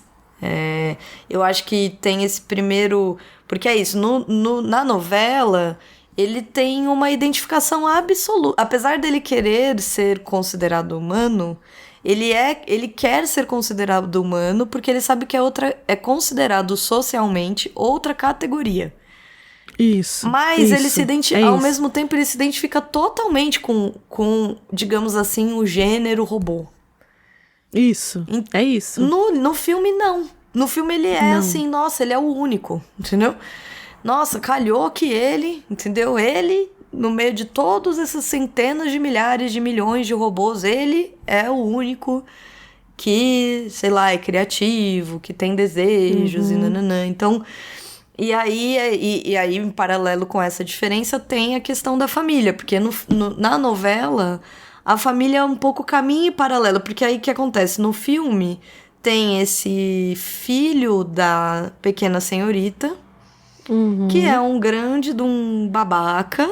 Isso. Que virou um advogado, assim como na novela, ele também é um advogado. Só que na novela ele ajuda, e por boas intenções, ele ajuda o Andrew a fazer uma revisão das peças. Ele consegue Isso, uma e aí- permissão lá que impede. E ele usa aquele dinheiro que ele tava ali para fazer isso, né? Ele Isso. sempre vai usando. É aí que o dinheiro ele é justificado, porque na novela ele vai se fazendo upgrades dele. E é Isso. com o dinheiro que ele ganhou, né? Então, assim, tem isso também. Que aqui não tem, né? No filme não tem. Não, assim, até aparece, óbvio. Ele vai fazendo as coisas dele. Então ele muda os componentes do corpo dele para que ele tenha algumas feições. Isso. E depois que ele encontra esse mecânico aí do paralelo, aí ele começa a se aprimorar mesmo. É a hora que ele ganha feições humanoides, ele vira um androide mesmo. E então, assim, só que tudo isso que ele faz no filme caminha em paralelo com essa paixão que ele desenvolve. A motivação dele É sempre essa em paixão. torno, sempre em torno de atingir essa pessoa que acaba sendo a neta da pequena senhorita, a neta da menina, que eu esqueci agora o nome dela, da menina. É a Portia, no caso da menina. A menina é a Mandy, né? Mandy, isso. A neta e dela. a neta é a Portia. E o filme, então acho que tem assim essas duas principais e fundamentais, eu diria, principais e fundamentais diferenças entre as duas obras, que mudam muito a experiência da obra. Porque a mensagem muda muito. A mensagem da obra muda completamente. Enquanto na novela existe uma questão mais genérica, no sentido do gênero, então é uma reflexão sobre não ser humano e ser robô. Enquanto que no filme tem uma coisa meio romântica, até no sentido do romantismo mesmo, assim. Isso. Idealizada mesmo, assim, tipo, é tudo ou nada, eu quero a paixão, eu quero, entendeu? Vou me expandir, porque a paixão me fez me expandir, né? Esse contato com a paixão me expandiu, então agora eu quero ser supremo, eu quero ser tudo, eu quero englobar tudo. Então, que pra mim não tem como dissociar de uma indústria do cinema, de uma indústria norte-americana, gente. Em última análise, tem um quê político, assim. Não é a mesma mensagem que está sendo passada. Não é mesmo. Então, é muito legal. É um filme que eu gostei muito. Vou continuar assistindo. Porque é um quentinho no meu coração. Agora, que tem uma dissonância em relação à obra, e eu não tô nem falando de, não são os mesmos acontecimentos. Não é isso. É a mensagem. É porque isso. É totalmente diferente. E transmite uma mensagem diferente. Quem assiste, talvez por isso tenha feito muito mais sucesso. Sim, com certeza. Mas os fãs de Asimov odeiam esse filme. Entendi. E é super entendível. Porque, super. Assim, a gente não tem... Eu não tenho como dizer que não estão certos de não gostarem do filme. Mas... eu acho que é uma adaptação, nesse caso aqui, de novo, ela é focada num público específico. Ela é de um diretor... porque senão não teriam chamado o Chris Columbus para fazer esse filme. E assim, a gente tá falando também do Robin Williams. Vamos dizer, ele é o rei dos anos 90, da virada ali pros anos 2000, desses filmes que... tem uma mensagem bonitinha, E você já tá entregue. A hora que ele se transforma em pessoa e você tá ali junto com ela, você já tá entregue. Exato. Do tipo, você compra isso. Você compra, porque o Robin Williams, ele é um excelente ator. Assim, as pessoas podem falar o que quiserem dele. Sim, eu tenho algumas, que nem eu fui assistir o Bom Dia Vietnã com ele. Tá bom, eu amo esse filme. Ai, meu Deus, lá Mas você assiste ele sempre? É um desses filmes que você tá sempre reassistindo? Não, faz tempo que você assistiu? Faz um tempo já que eu assisti. Então reassista, a última vez. Dá uma reassistida um dia desses e me conta o que você... Porque assim, eu me lembro de ter assistido há muito tempo. Meu pai era esse fanzaço de Robin Williams. Então eu me lembro de ter assistido Bom Dia Vietnã. E eu reassisti ano passado. Tá bom. E... eu acho, como dizer, eu acho que tem ele, no caso desse filme em específico, eu precisaria ver outros com ele. Porque tem uma série de filmes com ele que eu gostava, que eu assistia muito, e que faz muito tempo que eu não assisto. Mas ele ali, eu acho que ele tem como dizer, eu acho que tem um tipo de comédia que ele faz que é dele. Sim, isso sim. Que é única, exclusiva dele. E que eu acho que não tem graça. Ali eu acho que não... eu não sei se é porque... no Bom Dia Vietnã. No Bom Dia Vietnã. Tá bom. Exato, no Bom Dia Vietnã. Porque eu, quando eu reassisti dublado. E talvez isso faça diferença também. Eu acho que sim. Porque ele tem um tipo... quando eu digo específico, eu tô querendo dizer... ele fala muito rápido. Sim, ele faz umas associações muito internas. Que eu quero dizer assim, muito regionalistas, eu acho. Então tem algumas piadas que a gente não entende porque estão sendo feitas, porque elas são muito, muito específicas, muito, muito, muito, muito localizadas. E ele tem ele tem algo que eu gosto, assim, mas que é muito... por exemplo, ele tem a coisa do gesto. Ele tem algo do corpo. Então, ele faz... Ele molda a voz para imitar algumas pessoas. Ele gesticula muito. Ele faz caretas. Ele tem algo do gesto, do corpo dele. Que eu acho que pra quem não é norte-americano, por exemplo, Bom Dia Vietnã é um filme... que, como o próprio nome diz, tá muito atrelado a um momento específico da história dos Estados Unidos. Sim. E que a premissa é excelente do filme. Só que o filme, eu acho que ele é problemático na relação dos Estados Unidos com o Vietnã.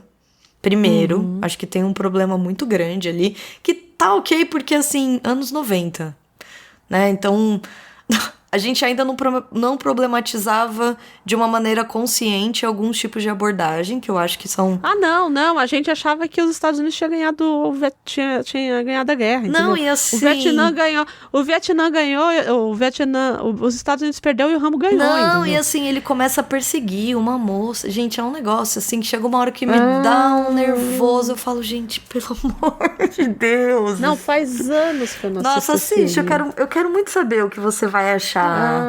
Porque... E eu tenho a trilha dele aqui comigo, então inclusive. assiste Está um dia aqui, desse, ó. pega um fim de semana que você estiver aí, você fala, hoje eu vou reassistir. E me conta o que você achou, porque... Tá bom. Porque eu tá fiquei... bom. E eu gosto muito do Robin Williams. Eu fui assistir muito, Robin Williams e tal, e eu fiquei, assim, meio decepcionada, eu acho. Foi um novo contato que eu acho que, sinceramente, não funcionou pra mim. Não funcionou. Entendi. Eu vou rever. Vou rever e te falo. E aqui eu... Faz um tempo já que eu vi. Então, foi isso, eu vi ano passado. E aqui, eu acho que tem isso também. Além do diretor, tem o Robin Williams.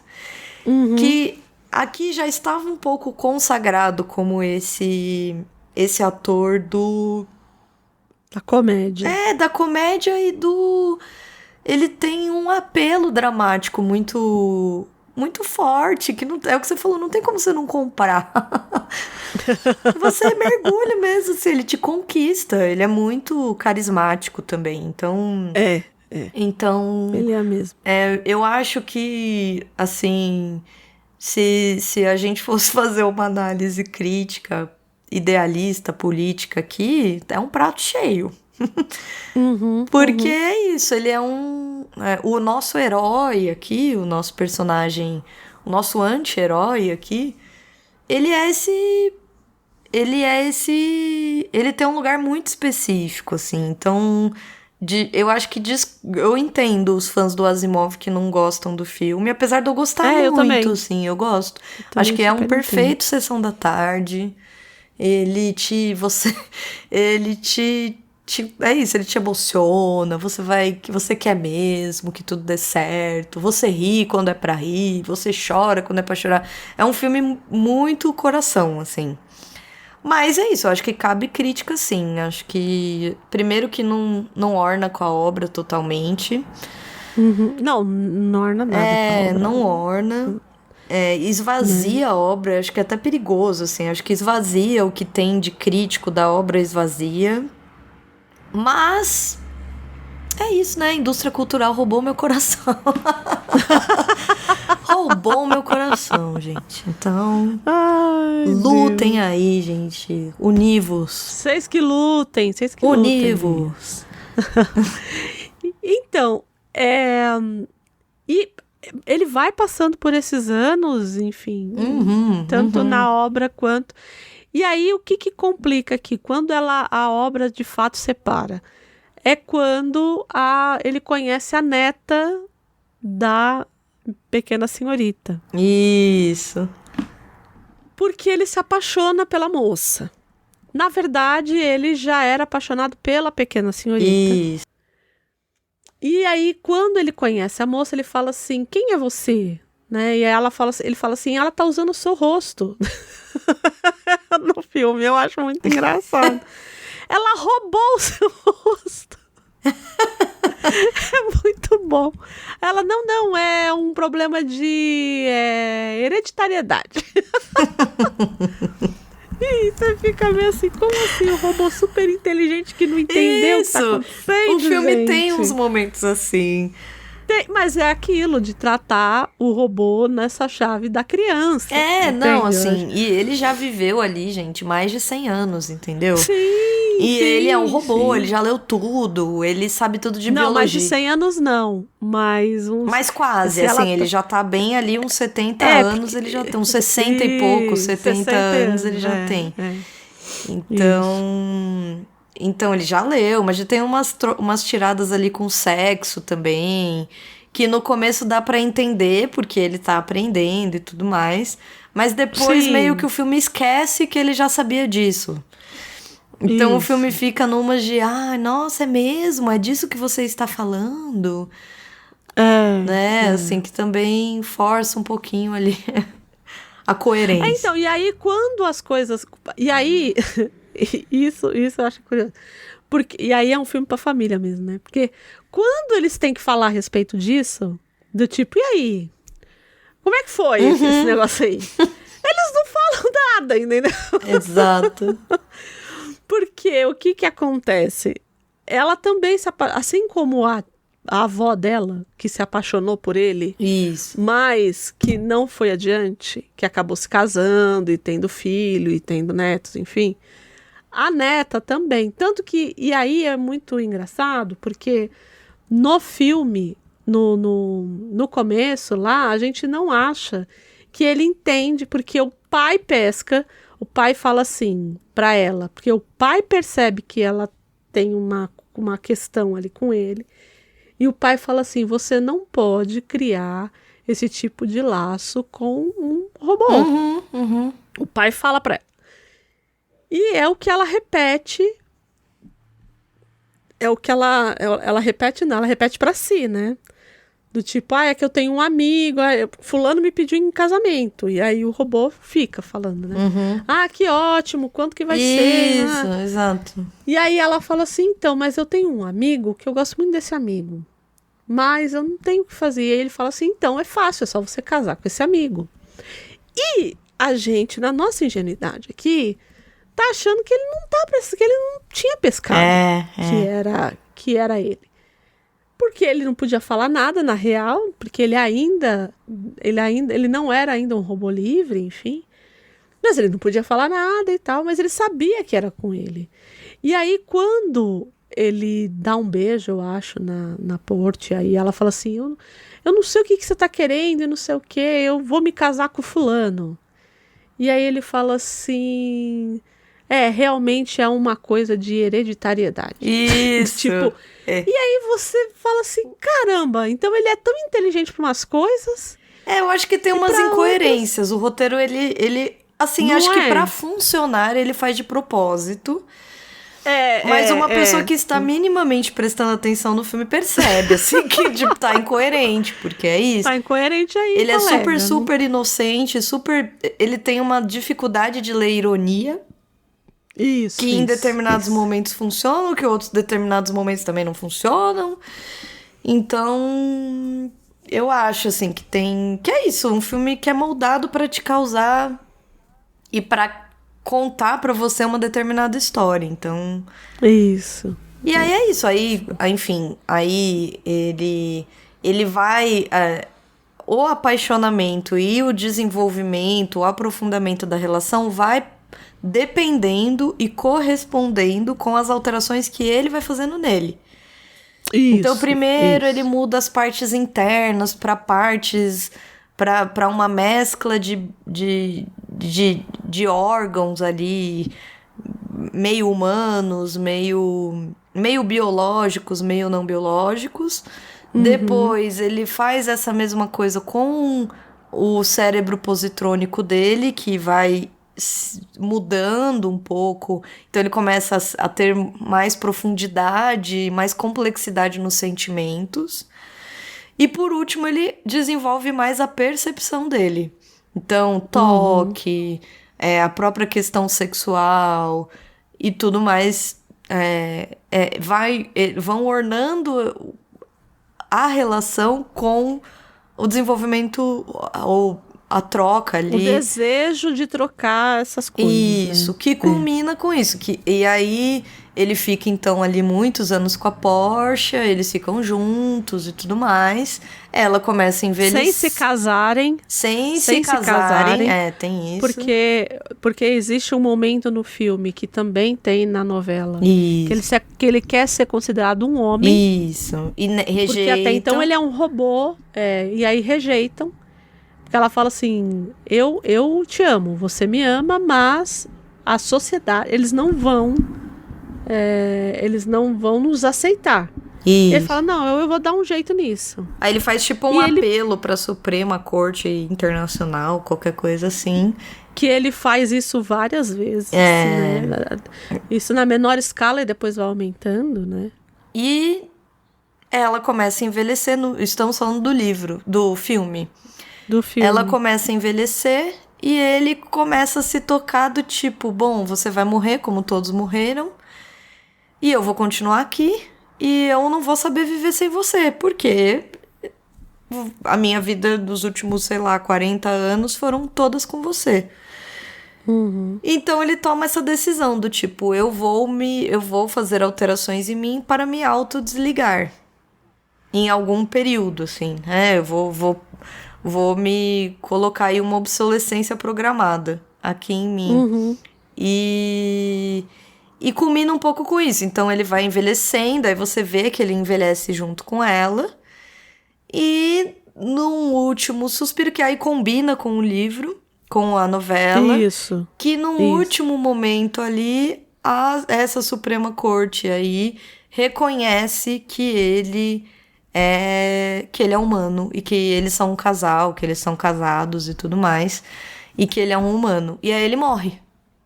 Isso. Que condiz também, o romance é um pouco isso, mas no romance ele vê isso antes, ele passa pelo porque processo. Ele é o tal do... E aí ele é considerado o homem bicentenário. Isso. Por isso que o nome da novela se chama O Homem Bicentenário. Porque ele vive 200 anos. Porque ele não é o robô Isso. bicentenário. Ele é o homem, porque deram pra ele o título, né? Esta merda de ser um ser humano. Isso. Pois é. E ele quis, né? E aí ele pegou isso pra ele. Então, por isso que ele é o homem bicentenário. Essa troca que eles fazem desse amor romântico, individual, por essa mulher e pelo que ele tem aqui na novela, de novo, é o que eu acho que eu não tenho como não... Por mais que eu goste do filme, não desgosto do filme, mas eu não tenho como não Claro. me solidarizar com os grandes fãs de Isaac Asimov. Exato. Porque ele, de fato, a história toda e até o cerne mesmo da questão aqui, ela é completamente comprometida por conta disso. Não tem muito o que fazer. Uhum. A gente já falou um pouco dos atores, né? A gente falou do Robbie Williams, que faz o Andrew. E tem a Annabeth Davids, que não me lembro mais de nada que ela tenha feito assim tão relevante, que faz a Pequena Senhorita e a Portia. E quem faz o Richard Martin, que é o pai da família, né, que é o Sam Neill, né, o nosso eterno Dr. Grant de Jurassic Park. É muito total. É o suco filme, próprio, né? Exato. É o suco de anos 90 esse filme. Não tem muito que... E ele não é... Ele é de 99. Ele já é do final dos anos 90. Mas mesmo assim, ele é o puro suco dos anos 90. Não tem muito o que fazer. Total. É isso. Temos, Gabi? Temos, Andréia. Temos... É isso, gente. Olha só, voltamos a falar sobre... Primeiro, voltamos a falar de Isaac Asimov. Teve gente que duvidou, mas estamos aqui de novo. E teve quem disse que isso não ia acontecer mais. Que não ia acontecer mais, olha só. Que nós íamos esquecer dos robôs. De novo, para quem não ouviu o programa 38, que a gente falou sobre Eu, Robô. Isso. É que a gente já tá no final do programa, né? Mas quem não ouviu, o ideal teria sido ouvir antes. Mas quem não ouviu, ouça agora. Se você chegou até aqui e não ouviu, vá agora. Agora é o momento. Vá ouvir, porque ele é excelente. Exato. Esse programa. Não é porque foi a gente que fez, não. Mas é um programa muito bom. Ele é. Porque a gente fala de muitas coisas ali. Que a gente está vivendo agora, que a gente não está, enfim, coisas que eu acho que valem muito a pena de serem ditas, e tem ali a biografia. E quando, a gente não brincou que ele era o beliscador de bundas, né? Isso. Então, é lá na biografia que vocês vão entender Por quê? o porquê que a gente falou isso. E aí, Gabi, como é que o povo fala pra nós que eles foram lá ouvir o programa 38? Que eles são um robô. Voltaram aqui. Não. Que eles querem ser humanos também. Que eles querem ser humanos também. Complexo, Nossa, muito complexo. Abstrai, gente, abstrai. Por favor. Na verdade, é assim, ó, quer ver? Prove que você não é um robô e escreva pra gente. Como é que esse povo pode escrever pra nós, Gabi? Manda. Mas a gente vai saber, hein? Vai. A gente vai saber aqui se a gente sabe. Se inscrever com o ChatGPT, a gente vai A gente saber. expõe aqui, ó, que a gente expõe, né? Não, expor eu acho que a gente não vai expor não, né? Porque... Mas saiba que se fizer, a gente sabe.